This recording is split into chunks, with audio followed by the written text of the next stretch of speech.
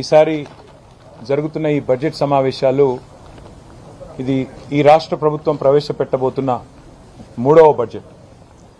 అంటే దాదాపుగా పెనల్టిమేట్ బడ్జెట్గా చెప్పుకోవాలి. ఎందుకు అంటే లాస్ట్ ఇయర్ పెట్టే బడ్జెట్ ఎట్లాగూ కేవలం కొన్ని నెలల కోసమే పెట్టే బడ్జెట్ కాబట్టి మరి రాబోయే సంవత్సరం అంటే 27లో పెట్టేది వారి చివరి బడ్జెట్ అవుతుంది. దానికంటే ముందు ఉండే ఈ బడ్జెట్ పెనల్టిమేట్ బడ్జెట్ అవుతుంది. రాష్ట్ర ప్రభుత్వం యొక్క ప్రాధాన్యాలు, రాష్ట్ర ప్రభుత్వం ఇచ్చిన హామీల విషయంలో వారి చిత్తశుద్ధి ఈసారి ఈ బడ్జెట్ ద్వారా స్పష్టంగా బయటపడబోతుందనేది మా పార్టీ యొక్క ఆలోచన. అందుకే ఈ సమావేశాలకి, ఈ బడ్జెట్ సెషన్కి ఉన్న ప్రాముఖ్యతను దృష్టిలో పెట్టుకుని ఈరోజు మా గౌరవనీయులైన శాసన మండలి సభ్యులు అట్లాగే గౌరవ శాసనసభ్యులందరితో కలిసి జాయింట్గా ఒక ఇంటరాక్టివ్ సెషన్, ఒక వర్క్షాప్ లాంటిది ఈరోజు ఇక్కడ ఏర్పాటు చేసుకోవడం జరిగింది. ఇందులో మరి ఆల్మోస్ట్ ఈ బడ్జెట్ పెడితే 60% కాంగ్రెస్ పార్టీకి ప్రజలిచ్చిన వ్యవధి అయిపోతుంది. అంటే వారి హామీలు నెరవేర్చడానికి వారికి 5 బడ్జెట్లు పెట్టే అవకాశం ఉంటే ఈ మూడో బడ్జెట్ పెట్టేస్తే 60% సమయం అయిపోతుంది. కాబట్టి మరి ఈ బడ్జెట్లో ఏ రకంగా మనం ప్రధాన ప్రతిపక్షంగా కాంగ్రెస్ పార్టీని వారిచ్చిన హామీల విషయంలో కానీ, ప్రజల తరపున వాళ్ళు చేస్తున్న అరాచకాల విషయంలో కానీ ఏ రకంగా ప్రశ్నించాలి, బడ్జెట్ను కూడా ఏ రకంగా విశ్లేషించాలి, ఎలా మనం ప్రవర్తించాలి అన్న దాని మీద చాలా వివరంగా ఈ ఓరియంటేషన్ సెషన్ సుదీర్ఘంగా జరిగింది. ఇవాళ జరిగిన ఈ కార్యక్రమంలో తొలుత పెద్దలు మండలిలో డిప్యూటీ చైర్మన్ బండా ప్రకాష్ గారు వారి గతంలో రాజ్యసభలో, పార్లమెంట్లో వారు పనిచేసినప్పుడు అక్కడ ఉన్న ప్రాక్టీసెస్, అట్లాగే తర్వాత ఇప్పుడు డిప్యూటీ చైర్మన్గా మరి వారికి ఉన్న అనుభవం అన్నీ కూడా చాలా వివరంగా చెప్పారు. తర్వాత పెద్దలు శాసన మండలిలో ప్రతిపక్ష నాయకులు, మాజీ స్పీకర్ మధుసూనాచారి గారు వారు స్పీకర్గా వారికి ఉన్న అనుభవం, అట్లాగే శాసనసభలో సుదీర్ఘకాలంగా వారికి ఉన్న అనుభవాన్ని దృష్టిలో పెట్టుకుని వారు కూడా పార్లమెంటరీ ప్రాక్టీసెస్ విషయంలో, ఈ ప్రభుత్వ ఫెయిలియర్స్ విషయంలో ఎట్లా కేసీఆర్ గారు సమర్థవంతంగా ఆనాడు ఒకే ఒక్కరు శాసనసభలో ఉన్న 2002-3 ప్రాంతంలో ఎంత అద్భుతంగా సమయాన్ని వినియోగం చేసుకున్నారనే విషయాన్ని కూడా మాకు చాలా వివరంగా చెప్పారు. అట్లాగే పెద్దలు హరీష్ రావు గారు, తలసాని శ్రీనివాస్ యాదవ్ గారు, శ్రీమతి సబితా ఇంద్రారెడ్డి గారు, రావుల చంద్రశేఖర్ రెడ్డి గారు కూడా చాలా విషయాల్లో మాకు లోతైన మరి సమాచారం, విలువైన సూచనలు ఇవన్నీ కూడా ఇవ్వడం జరిగింది. బడ్జెట్ సమావేశాల సందర్భంగా పార్టీ పరంగా మరి లేవనెత్తాల్సిన అంశాలు, అనుసరించాల్సిన వ్యూహం మీద మా పెద్దలు కేసీఆర్ గారి సూచన మేరకు కొన్ని విషయాలు మాట్లాడుకున్నాం. తదుపరి మళ్ళీ కూడా ఈ విషయంలో ప్రత్యేకంగా సమావేశం కూడా ఉంటుంది. ప్రొఫెసర్ నాగేశ్వర్ గారు కూడా మాజీ శాసన మండలి సభ్యులు, అందరికీ పరిచయమైన నాగేశ్వర్ గారు సుపరిచితులు.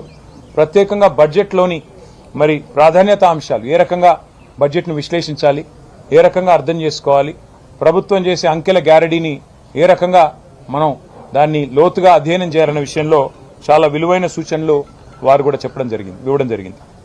ఈసారి ప్రభుత్వ వైఫల్యాలపైనే కాకుండా ప్రజలకు చేసిన మోసాలు, నిరంతరం చేస్తున్న అరాచకాల మీద నిలదీయడానికి బీఆర్ఎస్ పూర్తి స్థాయిలో మరి సన్నద్ధంగా ఉంది. పూర్తి స్థాయిలో ప్రిపరేషన్ కోసం ఇవాళ ఈ సమావేశాన్ని పెట్టుకున్నాం. అసలు చట్టసభలలో చాలా కీలకమైనవి కమిటీ. ఈ ప్రభుత్వం వచ్చి 2.5 ఏళ్లైంది. ఇప్పటి వరకు శాసనసభలో డిప్యూటీ స్పీకర్ లేరు, కనీసం స్టాండింగ్ కమిటీలు లేవు. విధిగా వేయాల్సిన కమిటీలు కూడా మరి చాలా దుర్మార్గంగా, పబ్లిక్ అకౌంట్స్ కమిటీ నిజానికైతే ప్రధాన ప్రతిపక్షం దానికి చైర్మన్గా ఉంటారు.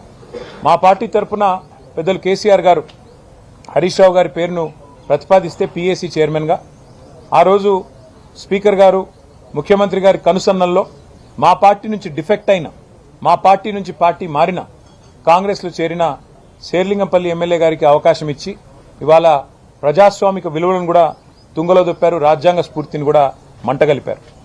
ఒక్కటంటే ఒక్క సెలెక్ట్ కమిటీ లేదు, స్టాండింగ్ కమిటీ లేదు, అసెంబ్లీ నడపాలన్న ఇష్టం కూడా వాళ్ళకి లేదు నిజానికి.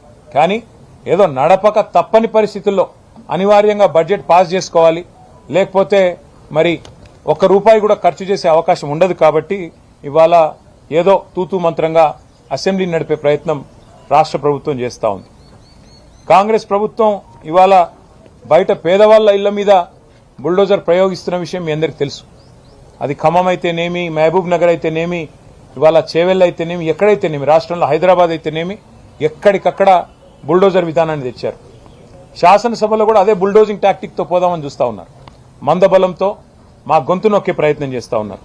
కేవలం అబద్దాలు, అసత్యాలు, అర్ధసత్యాలు, పచ్చి అభూత కల్పనలతో టైంపాస్గా, కాలక్షేపంగా శాసనసభ సమావేశాలను, శాసన మండలి సమావేశాలను మార్చే ప్రయత్నం చేస్తూ ఉన్నారు.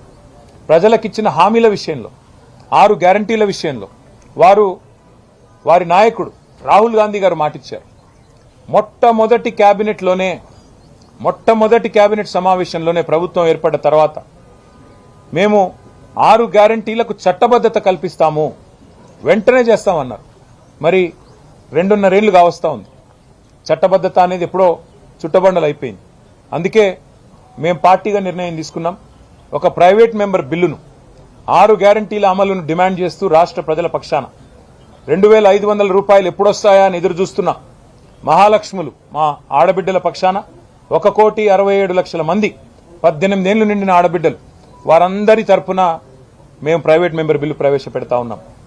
4,000 పెన్షన్ ఎప్పుడొస్తుందా అని ఎదురు చూస్తున్న 46 లక్షల మంది వృద్ధులు, వితంతువులు, నేతన్నలు, గీతన్నలు, వారందరి తరపున, బీడీ కార్మికులు, ఒంటరి మహిళలు, వారందరి తరపున 46 లక్షల మంది తరపున ఈ ప్రైవేట్ మెంబర్ బిల్లు పెడుతున్నాం. తప్పకుండా ప్రభుత్వం మద్దతు ఇవ్వాలని చెప్పి డిమాండ్ చేస్తా ఉన్నాం. అట్లాగే వారు చెప్పారు, దివ్యాంగుల విషయంలో 6,000 పెన్షన్ ఇస్తామని చెప్పారు. మరి లక్షలాది మంది దివ్యాంగులు, రాష్ట్ర వ్యాప్తంగా ఉన్న లక్షలాది మంది దివ్యాంగుల తరపున మరి ఈ ప్రైవేట్ మెంబర్ బిల్లు పెడతా ఉన్నాం. 6 గ్యారంటీలకు చట్టబద్ధత కల్పించాలని అసెంబ్లీలో మరి ప్రజలకిచ్చిన వాగ్దానాలను గాలి కొదిలేసి, గాలి మాటలు, కాలక్షేపం కబుర్లతో కాలక్షేపం చేయాలనుకుంటున్న ప్రభుత్వాన్ని నిలదీయడానికే ఇవాళ బీఆర్ఎస్ సైన్యం ఈ ఓరియంటేషన్ సెషన్ పెట్టుకున్నది. రాహుల్ గాంధీ గారి కుటుంబానికి, గాంధీ పరివారికి 1000 కోట్లు పంపుతానని చెప్పిన ముఖ్యమంత్రి గారు కొత్తగా రాహుల్ బంధు పథకం పెట్టినట్టున్నారు. రైతు బంధు మార్చి 10కి కూడా దిక్కులేదు. ముచ్చటగా మూడోసారి రేవంత్ రెడ్డి గారి ప్రభుత్వం వచ్చినాక రైతు బంధు ఎగ్గొట్టే ప్రయత్నం చేస్తా ఉన్నాడు. గతంలో 2 సార్లు ఎగ్గొట్టాడు. ఇప్పుడు ముచ్చటగా మూడోసారి కూడా ఎగ్గొడతా ఉన్నాడు. అందుకే రాష్ట్రంలోని 70 లక్షల మంది రైతుల తరపున 6 గ్యారంటీలకు చట్టబద్ధత కల్పిస్తే 15,000 వేస్తానన్న మాట నిజమైతది. కాబట్టే ఈ ప్రైవేట్ మెంబర్ బిల్లు ప్రవేశపెట్టబోతా ఉన్నాం. అట్లాగే 10 ఏళ్లలో ఆర్థిక వృద్ధిలో